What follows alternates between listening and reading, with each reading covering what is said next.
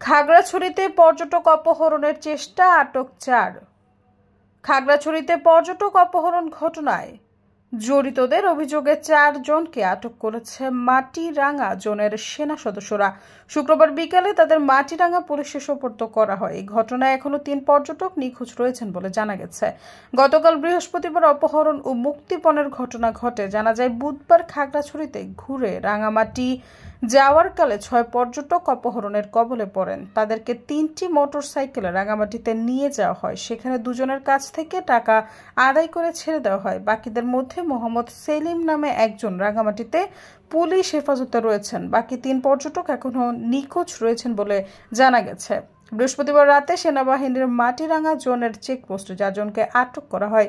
তারা হলেন খাগড়াছড়ি জেলার দক্ষিণ গঞ্জপাড়ার বজলুর রহমানের ছেলে আতাউর রহমান সুজন, ইসলামপুরের আবুল কালামের ছেলে দিন ইসলাম পারভেজ, কলাবাগানের হোসেন আলীর ছেলে দেলোয়ার হোসেন ও তেঁতুল তলার সুকুমার চাকমার ছেলে নোনা প্রিয় চাকমা।